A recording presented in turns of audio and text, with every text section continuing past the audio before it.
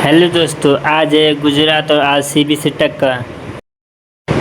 इसमें आपको दिखाएंगे हाईलाइट शॉट, और इसमें अनुष्का शर्मा भी आई है।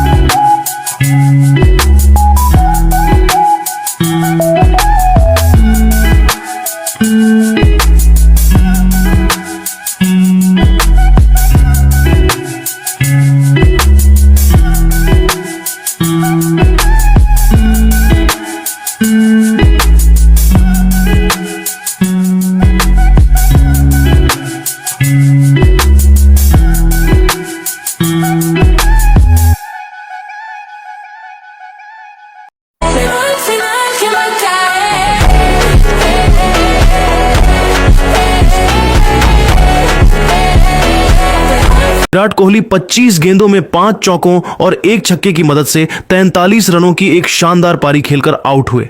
कोहली के जाने के बाद रजत पाटीदार मैदान पर आए, लेकिन इसी ओवर की चौथी गेंद पर होल्डर ने दूसरा बड़ा वार किया। उन्होंने ऑफ स्टंप के बाहर एक तीखी लेंथ बॉल डाली जो टप्पा खाकर थोड़ी स्किड हुई, जिसे देवदत्त पडिक्कल थर्ड मैन की तरफ गाइड करना चाहते थे, लेकिन गेंद बल्ले का हल्का सा चूमा लेकर सीधे विकेट कीपर जोस बटलर के दस्तानों में समा गई। देवदत्त पडिक्कल 19 गेंदों में 5 चौकों की मदद से 30 रन बनाकर आउट हुए और आरसीबी की टीम अचानक संकट में आ गई। पडिक्कल के आउट होने के बाद कृणाल पंड्या मैदान पर उतरे।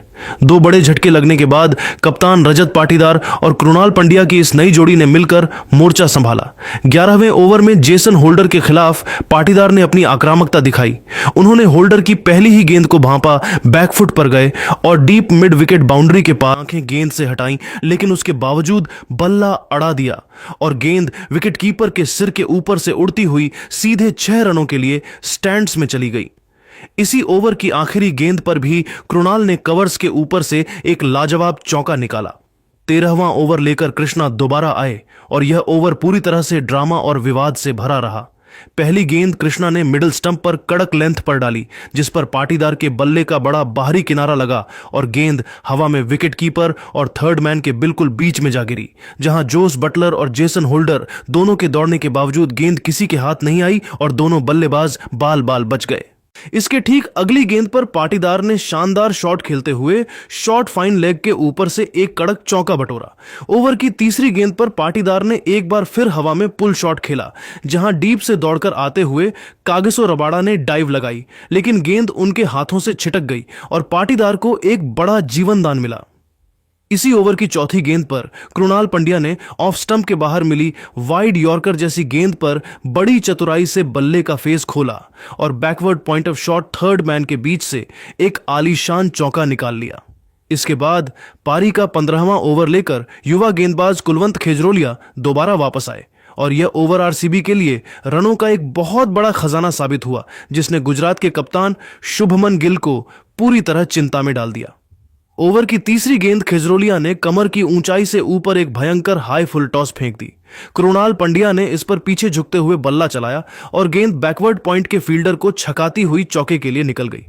मैदानी अंपायर ने इसे नो बॉल नहीं दिया था, लेकिन आरसीबी ने तुरंत हाइट रिव्यू लिया, जहां स्क्रीन पर साफ देखा गया कि बल्लेबाज की वेस्ट हाइट 0.957 मीटर थी, जबकि गेंद 1.151 मीटर की ऊंचाई से गुजर रही थी, जिसके चलते थर्ड अंपायर ने इसे नो बॉल करार दिया और आरसीबी को फ्री हिट मिली। इसी ओवर की अगली गेंद, जो कि एक शॉर्ट एंड वाइड डिलीवरी थी, उस पर कृणाल ने कड़ा प्रहार किया और गेंद डीप पॉइंट की तरफ गई, जहां फील्डर निशांत सिंधु ने एक बेहद खराब मिसफील्ड किया और गेंद उनके हाथों को चीरती हुई सीमा रेखा के पार 4 रनों के लिए चली गई, जिसके साथ ही इन दोनों बल्लेबाजों के बीच एक महत्वपूर्ण अर्धशतकीय साझेदारी भी पूरी हो गई।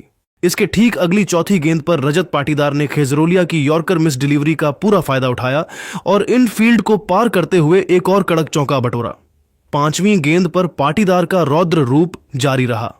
खिजरोलिया ने एक स्लोअर लेंथ बॉल डाली, जिसे पाटीदार ने पहले ही प्रेडिक्ट किया और पैर निकालकर लॉन्ग लेग स्टैंड्स में एक प्रचंड छक्का दे मारा और आखिरी गेंद पर भी एक और लो फुल टॉस को मिड ऑन के ऊपर से लॉफ्ट करते हुए ओवर का अंत एक मजबूत चौके के साथ किया। खिजरोलिया के इस एक ओवर से आरसीबी ने कुल 28 रन बटोरे। इस भयंकर आतिशी बल्लेबाजी और अंतिम ओवर के प्रहारों की बदौलत 15 ओवरों के खेल की समाप्ति के बाद रॉयल चैलेंजर्स बेंगलुरु का स्कोर 3 विकेट के नुकसान पर 168 रनों का एक बेहद शक्तिशाली और मजबूत स्कोर बन चुका था। पारी का 16वां ओवर लेकर गुजरात टाइटंस के सबसे प्रमुख स्पिनर राशिद खान वापस आए, जिन्हें आरसीबी के बल्लेबाजों ने पूरी तरह से आड़े हाथों लिया। ओवर की दूसरी गेंद राशिद ने थोड़ी शॉट फेंकी, जिस पर रजत पाटीदार ने तुरंत पोजीशन बनाई और बैकफुट पर जाकर लॉन्ग ऑन बाउंड्री के पार एक करारा छक्का जड़ दिया। इसके ठीक अगली यानी चौथी गेंद पर कृणाल पंड्या ने अपनी आक्रामकता दिखाई और राशिद की फ्लाइटेड गेंद पर एक जोरदार स्लॉग स्वीप खेलते हुए गेंद को मिड विकेट स्टैंड्स में एक और शानदार छक्के के लिए भेज दिया। ओवर की अंतिम गेंद पर भी पाटीदार का जलवा जारी रहा और उन्होंने राशिद की लेग ब्रेक गेंद पर एक्स्ट्रा कवर के ऊपर से एक लाजवाब इनसाइड आउट शॉट खेलते हुए लगातार तीसरा छक्का बटोरकर ओवर से कुल 21 रन लूट ली।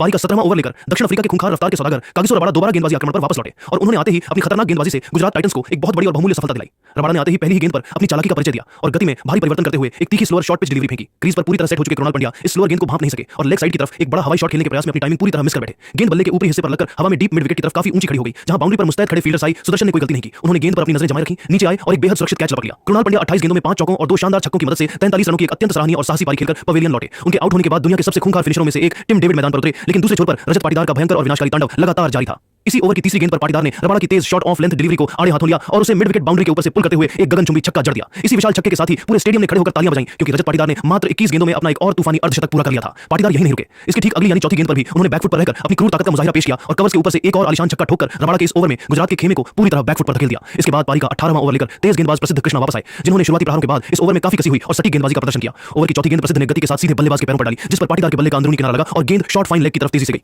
वहां फील्डिंग पर मुस्तैद खड़े कुलवंत खिजरोलिया ने गेंद को रोकने के लिए अपनी दाईं ओर एक डाइव लगाई, लेकिन वे गेंद को पूरी तरह जज नहीं कर सके और गेंद उनके हाथों को छिटकती हुई बाउंड्री के पार 4 रनों के लिए चली गई। हालांकि प्रसिद्ध कृष्णा ने इस चौके के बाद हार नहीं मानी और ओवर की अंतिम गेंद पर शानदार वापसी करते हुए नए बल्लेबाज टिम डेविड को अपनी रफ्तार से पूरी तरह चकमा दे दिया। प्रसिद्ध ने मिडिल स्टंप की लाइन को निशाना बनाते हुए एक तेज सटीक और आग उगलती हुई फुल डिलीवरी डाली, जिस पर डेविड क्रीज पर खड़े खड़े ही सामने की तरफ एक बड़ा शॉट खेलने के चक्कर में पूरी तरह बीट हो गए। गेंद उनका डिफेंस भेदती हुई सीधे मिडिल स्टंप से जा टकराई और गिल्लियां हवा में बिखर गईं। टिम डेविड 5 गेंदों में केवल 4 रन बनाकर क्लीन बोल्ड हो गए, जो बेंगलुरु के लिए एक बड़ा झटका था। डेविड के आउट होने के बाद नए बल्लेबाज के रूप में विकेटकीपर जीतेश शर्मा मैदान पर उतरे। मुकाबला तब एक बार फिर रॉयल चैलेंजर्स बेंगलुरु के पक्ष में पूरी तरह झुक गया, जब पारी का 19वां ओवर लेकर अनुभवी तेज गेंदबाज मोहम्मद सिराज दोबारा वापस आए और आरसीबी के बल्लेबाजों ने इस ओवर को गुजरात टाइटंस के लिए रनों का एक डरावना और कभी न भूलने वाला दुस्वप्न बना दिया। सिराज ने अपने ओवर की पहली ही गेंद ऑफ स्टंप के काफी बाहर एक खराब फुल टॉस फेंकने की भूल कर दी। क्रीज पर अंगारे उगल रहे रजत पाटीदार भला ऐसी गेंदों को कहां छोड़ने वाले थे। उन्होंने बड़ी ही चालाकी से बल्ले का फेस खोला, गेंद की गति का इस्तेमाल किया और उसे बैकवर्ड पॉइंट के ऊपर से स्लाइस करते हुए एक आलीशान और दर्शनीय छक्का जड़कर दर्शकों को झूमने पर मजबूर कर दिया। इसके ठीक अगली गेंद पर भी पाटीदार का रौद्र रूप जारी रहा। सिराज ने यॉर्कर डालने का प्रयास किया, लेकिन लेंथ मिस होने के कारण वह स्लॉट में आ गई, जिसका पूरा फायदा उठाते हुए पाटीदार ने मिड कवर और मिड विकेट की दिशा में एक और कड़क व मजबूत चौका बटोर लिया। सिराज इस काउंटर अटैक के बाद पूरी तरह दबाव में नजर आ रहे थे। इसी ओवर की 5वीं गेंद पर नए बल्लेबाज जीतेश शर्मा ने भी बेहतरीन गंगा में हाथ धोया। सिराज ने ऑफ स्टंप के बाहर एक शॉट ऑफ लेंथ गेंद डाली, जिसे जीतेश ने बैकफुट पर रहकर पॉइंट के बगल से एक बेहद महीन और चतुर लेट कर चौका निकाल लिया। ओवर की आखिरी गेंद पर भी जीतेश ने अपनी ताकत दिखाई, फ्रंट फुट पूरी तरह से क्लियर किया और सिराज की लेंथ बॉल को सीधा गेंदबाज के सिर के ऊपर से लॉन्ग ऑन स्टैंड्स में एक प्रचंड छक्का ठोककर इस ओवर से कुल 21 रन बटोर लिए, जिसने आरसीबी के स्कोर को एक विशालकाय और ऐतिहासिक टोटल की तरफ अग्रसर कर दिया।